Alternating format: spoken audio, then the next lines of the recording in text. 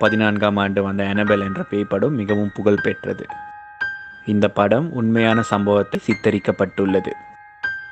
டோனாவிற்கு பொம்மைகள் சேர்த்து வைக்கும் பழக்கம் இருப்பதால் தனது அம்மா டோனாவிற்கு அந்த காலத்தில் புகழ்பெற்ற ரெகடியன் என்ற பொம்மையை பரிசாக தருகிறார்.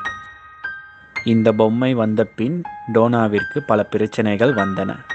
அபார்ட்மெண்டில் உள்ள நாய்கள் தானாகவே குலைப்பது, வீட்டில் உள்ள பொருட்கள் தானாகவே கீழே விழுந்து உடைதல், கதவுகள் தானாகவே திறந்து சாத்துதல் என்ற பல மர்மங்கள் டோனாவின் அபார்ட்மெண்டில் நடக்கத் தொடங்கியது.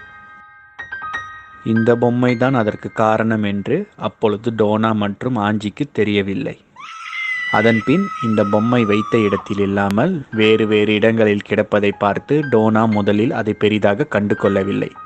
பிறகு பல தடவை இதுபோல் நடப்பதை பார்த்து அதிர்ந்து போனாள். பிறகு ஒரு நாள் அந்த பொம்மையை வெளியே வைத்துவிட்டு டோனா கதவை